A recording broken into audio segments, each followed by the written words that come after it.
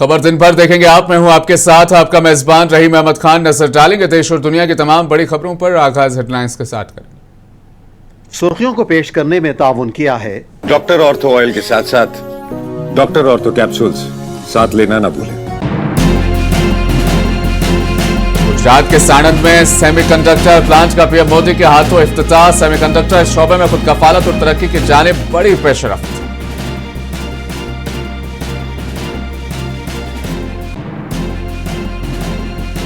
मगरबी बंगाल में voter list पर नया तनाजा। वजीर आला ममता बनर्जी ने इलेक्शन कमीशन को लिखा खत। वोटर लिस्ट में धांधली का बीजेपी पर लगाया इल्जाम।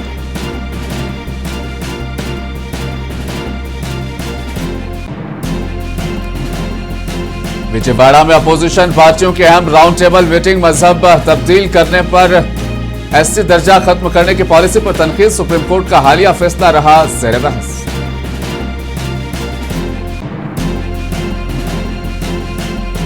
तेलंगाना के वजीर जुब्बाली कृष्ण राव के आंध्रा हुकूमत को वार्निंग। कम पानी के बावजूद बिजली पैदा करने पर आंध्र प्रदेश पर जाहिर किया एतराज।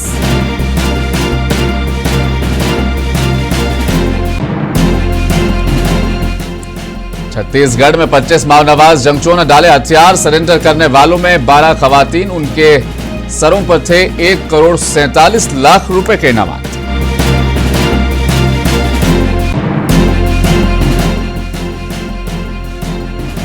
और दारुल हुकूमत दिल्ली में हुआ मौसम सुहाना। गरज चमक के साथ हुई हल्की बारिश।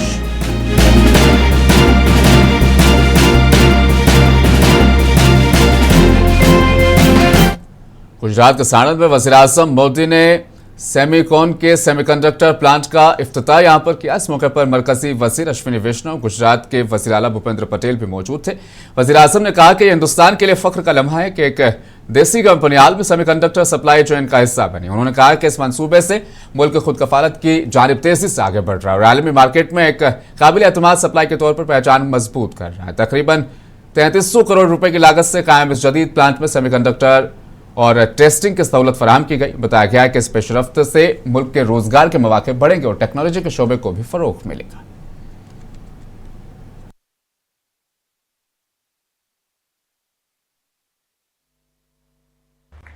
साथियों, मुझे इस बात की भी बेहद खुशी है कि भारत की कंपनी ने सेमीकंडक्टर चिप बनाने में रुचि दिखाई और नतीजा हम सबके सामने है। हमारे भारत की अपनी कंपनी केन्स अब ग्लोबल सेमीकंडक्टर सप्लाई चेन का एक मजबूत हिस्सा बन गई है। ये एक बहुत शानदार शुरुआत है, एक गर्व का पल है, हर भारतवासी के लिए गर्व का पल है। आने वाले दिनों में भारत की बहुत सारी कंपनियां ग्लोबल कोलैबोरेशन के माध्यम से दुनिया को एक रिजिलिएंट सेमीकंडक्टर सप्लाई चेन देने जा रही है। साथियों, आज का ये दिन make in India, make for the world इस मंत्र को सही मायने में चरितार्थ करता है। इस प्रोजेक्ट में प्रोडक्शन शुरू होने से भारत ग्लोबल मार्केट में एक भरोसेमंद सेमीकंडक्टर सप्लाई के रूप में अपना रोल और सशक्त कर रहा है। मगरबी बंगाल से खबर है, वज़ीर आला ममता बनर्जी ने इलेक्शन कमीशन को फिर एक खत लिखा है। ममता बनर्जी ने इंतखाबी फैसलों में धांधली का बीजेपी पर इल्जाम आयद किया। उन्होंने दावा किया कि एसआईआर मश्क के दौरान बड़ी तादाद में ऐसे अफराद के नाम शामिल किए जा रहे हैं जो रियासत के रिहायशी नहीं है। ममता बनर्जी के मुताबिक एक ही दिन में तकरीबन 30,000 दरख्वास्तें फॉर्म 6 के जरिए से जमा कराई गई, जिनमें बैरूनी रियासतों के लोगों को वोटर लिस्ट में शामिल करने की कोशिश की गई है।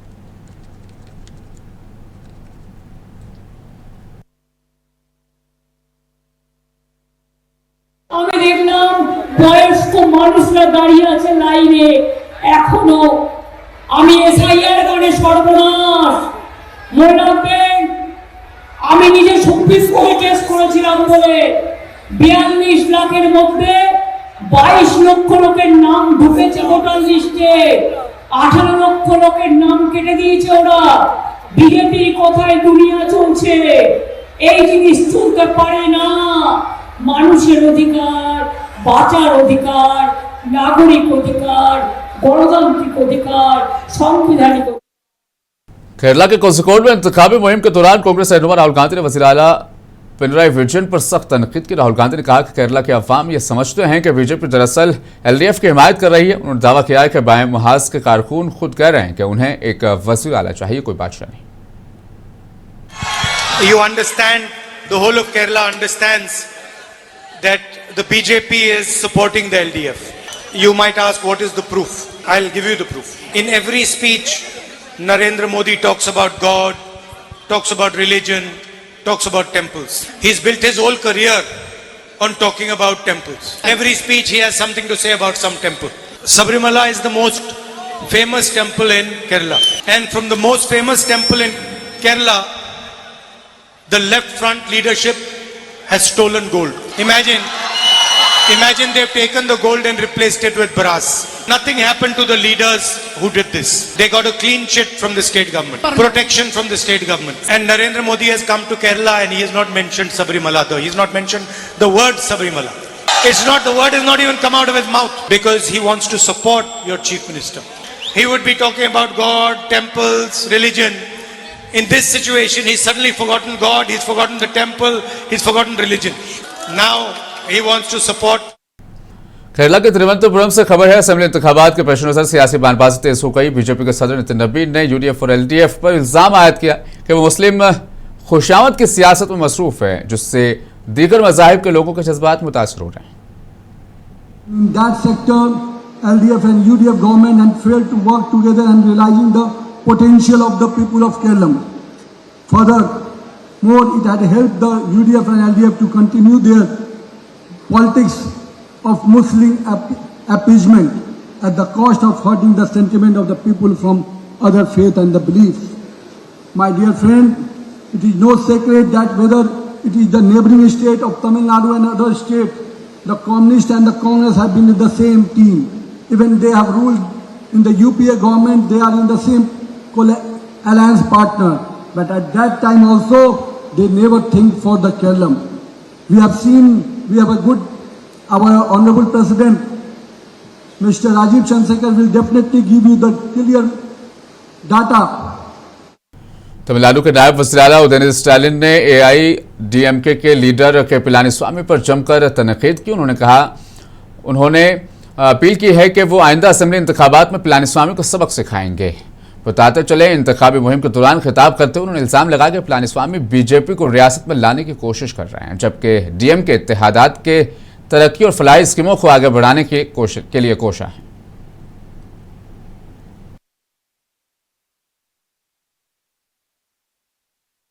திருவண்ணாமலை சட்டமன்ற தொகுதியில உங்களிடத்துல வெற்றி வேட்பாளரா நம்முடைய ஏவா வேலு அவர்களை நம்முடைய தலைவர் அவர்கள் ஒப்படைச்சிருக்கிறாங்க. வர்ற சட்டமன்ற தேர்தலில் மிகப்பெரிய வாக்கு வித்தியாசத்தில் ஜெயிக்க வச்சு அவர் நிச்சயம் சட்டமன்றத்திற்கு நீங்க அனுப்ப போறீங்கிறது தெளிவா தெரியுது. உங்களுடைய எழுச்சியை பார்க்கும் போது நிச்சயமா தெரியுது. செய்வீங்களா? कांग्रेस के जनरल सेक्रेटरी रणदीप सिंह सुरजेवाला और कर्नाटक के नायब वज़ीर आला डीके शिव कुमार ने मुश्तरका प्रेस कॉन्फ्रेंस से खिताब किया। इस मौके पर रणदीप सिंह सुरजेवाला ने मरकज में बरसर इक़्तिदार बीजेपी हुकूमत पर सख्त तनकीद की। उन्होंने कहा कि 1 अप्रैल अवाम के लिए लूटमार का दिन बन गया है, क्योंकि महंगाई मुसलसल बढ़ रही है और इसका बराह रास्त असर अवाम की जिंदगी पर, रोजगार पर पड़ रहा है। उन्होंने खासतौर पर टोल टैक्स में इजाफे पर तनकीद की और बताया कि साल 2019-20 से अब तक कर्नाटक के अवाम से तकरीबन 23,000 करोड़ रुपए वसूल किए जा चुके हैं।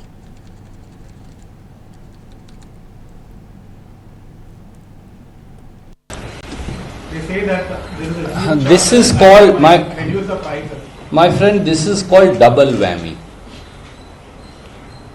They will not reduce the loot of 43 lakh crore that they have done in last 11 years. They will not share with people. may I ask Civil Aviation Minister and the Prime Minister, they have collected from excise duty on petrol, diesel, aviation fuel 43 lakh crore in 11 years. Their balance sheets are showing. I gave you the documents from Petroleum Analysis Cell so that they are authenticated. Where has that money gone? So they will not give GST share to Karnataka. They will loot Karnataka by taking 23,000 crore only in toll taxes. They will loot every individual of Karnataka by imposing taxes on all essential goods and hiking their prices. रियासत छत्तीसगढ़ से अहम खबर सामने आई। रायपुर और बीजापुर में इंसदाद नक्सली मुहिम के दौरान अहम पेशरफ सामने आई। यहां 25 माओनवाज जंगजू ने हथियार डालकर मरकजी धारे में शामिल होने का फैसला कर लिया। हुकूमत की बाज़ाबातकारी स्कीम का अच्छा असर यहां पर हुआ है। मंगल को हथियार डालने वालों में 12 खवातीन भी शामिल हैं। सरेंडर हो चुके इन माओनवाजों के सर पर मजमूई तौर पर 1,47 करोड़ रुपए के इनामात थे। बताया गया कि सिक्योरिटी फोर्सेज ने माओनवाज नेटवर्क का सामान भी बरामद कर लिया है, जिसकी मालियत 14 करोड़ रुपए से जायद है। नकदी, सोना और भारी मिकदार में जदीद असलहा जब्त किया गया। हुकाम के मुताबिक हथियार डालने वालों ने तशद्दुद की राह को तर्क करते हुए अमन और तरक्की के रास्ते पर चलने का फैसला लिया है। आज दिनांक 31 मार्च 2026 को बस्तर संभाग के बीजापुर जिला मुख्यालय में एक ऐतिहासिक और निर्णायक दिन को देखने के लिए मिला है। आज दिनांक को बीजापुर जिला अंतर्गत टोटल 25 माओवादी कैडर, जिसमें 3 DVSM लेवल के और अन्य फॉर्मेशन के कैडर्स है, उसमें 12 महिला कैडर्स भी है। उन्होंने हिंसा का रास्ता छोड़कर पुनः मार्गम पुनर्वास पुनर्जीवन अभियान के तहत मुख्यधारा में शामिल होने के उद्देश्य से सामने आए हैं। उन्हें समाज भी स्वागत किया। शासन की ओर से हम सब ने उनको स्वीकार करते हुए उनके द्वारा और पूर्व में अन्य डंप से भी रिकवर की गई टोटल 93 वेपन्स है, जिसमें AK-47 इंसास, LMG और अन्य ग्रेडेड वेपन्स भी शामिल है। और साथ साथ एक महत्वपूर्ण चीज़ है जो टोटल 7 kg का गोल्ड है, माओवादियों के डंप से अलग अलग जगह से रिकवर की गए थे। और साथ साथ 2.92 करोड़ का कैश भी रिकवर किए गए थे। पूरा देश के नक्सल विरोधी अभियान की हिस्ट्री में जम्मू कश्मीर के वज़ीर आला उमर अब्दुल्ला ने कहा है कि हुकूमत माली वाजिबात की अदायगी बाकायदगी से कर रही है और माली साल 2025-26 के दौरान अब तक 18,000 करोड़ रुपए से ज्यादा अदायगियां की जा चुकी है। कानून साज असेंबली में एक सवाल के जवाब में उन्होंने बताया कि ठेकेदारों, रिटायर्ड मुलाजमीन और दीगर शोबों के वाजिबात की अदायगी मुकर्रर वक्त पर की जा रही है। The financial liabilities of the government in the shape of bills presented at the treasuries are cleared on regular basis. Bills pertaining to contractors and retired employees are also cleared at regular intervals. During the current financial year 2025-26, the amount and the date of clearance on account of such bills is tabulated as under. Gratuity 2,864.14 crores cleared on 27/3/2026. Commutation 1,123.22 crores cleared on 27 March 2026. Leave salary 773.47 crores cleared on 27th March 2026. Contractor bills 7,800.58 crores cleared on 27th March 2026. GPF 5,821.43 crores cleared on 31st December 2025. Part B. The allocation is made on basis of heads of expenditure rather than on divisional basis. Accordingly, the payments in the treasuries are also accounted for headwise. Jammu Kashmir के lieutenant governor Manoj Sinha ने कहा कि खित्ते की सकाफत और रूहानी विरसा रोशन मुस्तकबिल की तश्कील में अहम किरदार अदा करेगा। जम्मू में एक सकाफती तकरीब से खिताब करते हुए उन्होंने कहा कि डोगरी गीत, दस्तकारी और फनून इस खित्ते की पहचान है जो सदियों पुरानी रिवायत और इक़्तिदार की अक्कासी करते। उन्होंने नौजवानों पर जोर दिया कि वो अपनी जड़ों से जुड़े रहें।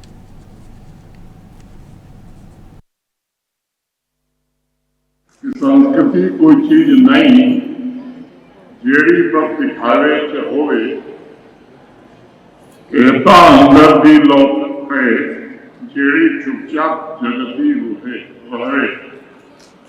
हमारी अनमोल संस्कृति कोई दिखावे की चीज नहीं है, बल्कि वह भीतर की एक लौ है जो चुपचाप जलती रहती है। और मुझे लगता है कि आज के इस आयोजन में परम पूज्य स्वामी एनसीआर में मंगल की दोपहर अचानक मौसम में तब्दीली देखने को मिली। आसमान पर घने बादल छा गए और तेज हवाओं के बायस मौसम का मिजाज बदला। दिन के वक्त शाम जैसा माहौल बन गया था। महकमा मौसमियात के मुताबिक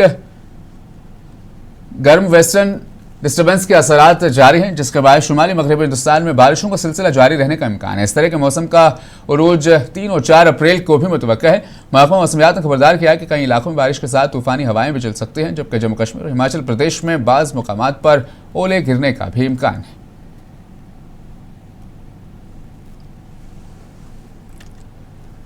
अमेरिकी वज़ीर दिफा पेट हेगस्त ने इंतबाह दिया है कि अगले चंद दिन में इस जंग में फैसला कुन साबित ये जंग होती नजर आएगी और ईरान उस हकीकत से बखूबी आगाह है।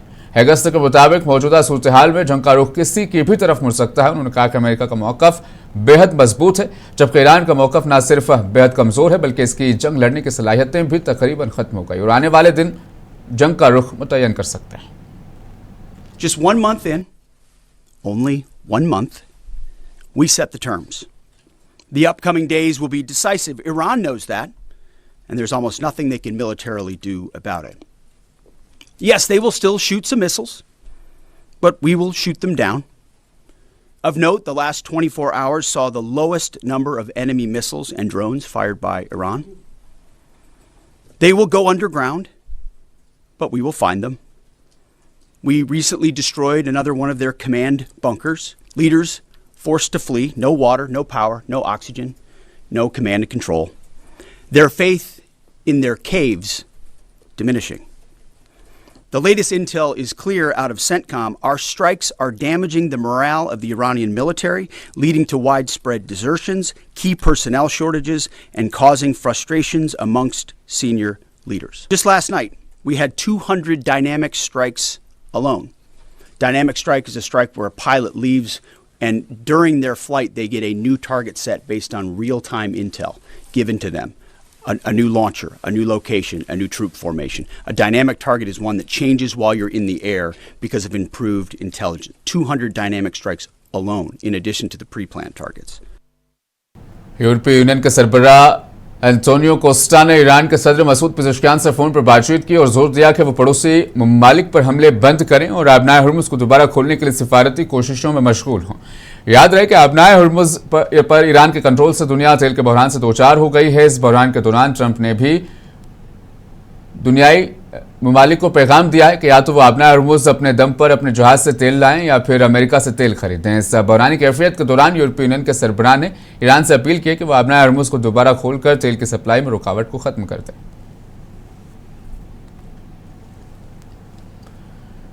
ईरान और अमेरिका के दरमियान कशीदगी एक बार फिर खतरनाक मोड़ इख्तियार कर चुकी है। अमेरिकी मीडिया रिपोर्ट्स के मुताबिक ईरान के अहम शहर अस्फहान में बंकर बस्टर बम्बों से हमले किए गए। इन हमलों ने न सिर्फ खित्ते में बेचैनी बढ़ा दी है बल्कि ईरान के जौहरी प्रोग्राम में भी नए सवालात खड़े कर दिए हैं। मज़ीद तफसील इस रिपोर्ट में। ईरान के मरकज में वाक़या इस्फहान एक बड़ा इंडस्ट्रियल और स्ट्रैटेजिक शहर है जो ईरान के न्यूक्लियर प्रोग्राम में अहम किरदार अदा करता है।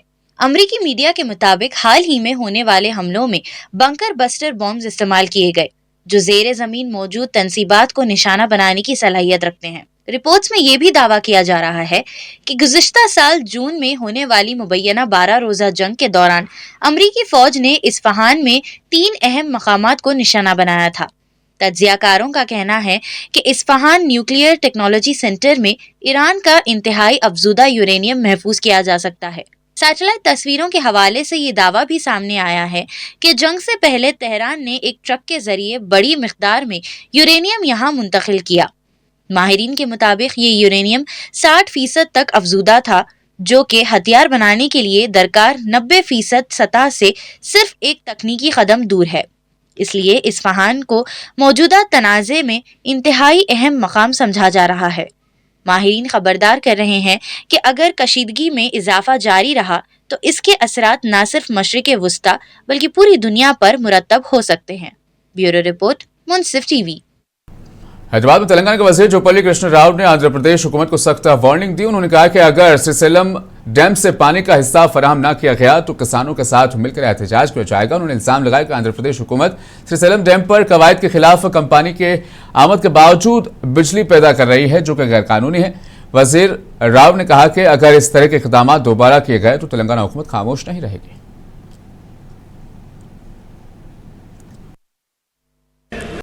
See, basically, with regard to Krishna waters. With regard to Krishna waters, there is allocation of 811 TMC for both the states put together, Telangana and Andhra Pradesh.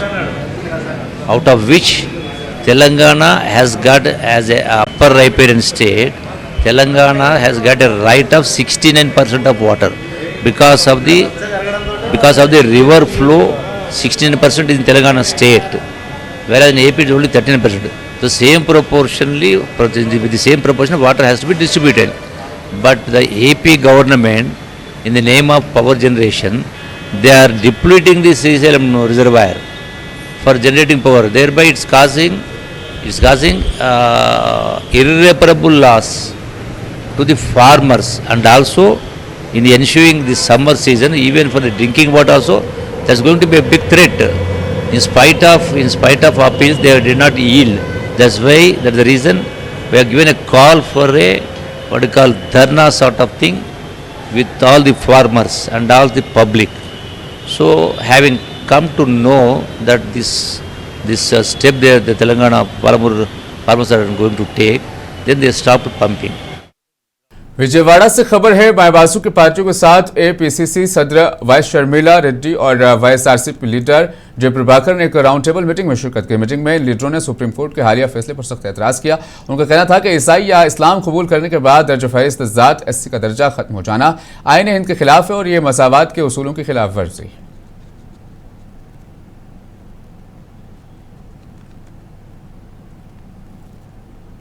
Hyderabad में टंगबन के करीब लेकव्यू पार्क में महात्मा ज्योतिबा फूले और सावित्रीबाई फूले के मुजस्समों की तामीर का काम जारी है। रियासती पूनम प्रभाकर और रुकन असेंबली दानव नागेंद्र के अलावा दीगर ने यहाँ मुख्तलिफ उमूर का मुआयना किया। हुकाम के मुताबिक मुजस्समे 11 अप्रैल को वज़ीर आला रेवंत रेड्डी के हाथों इफ्तिताह किए जाएंगे। इस मौके पर रियासती वज़रा, अरकान असेंबली और दीगर अहदेदारान भी मौजूद थे, जिन्होंने इंतजामात और पेशरफ्त का जायजा लिया। पूनम प्रभाकर ने कहा कि रियासती हुकूमत पसमानदा तबकात के फलाह बहबूद के लिए पुरअज़्म है।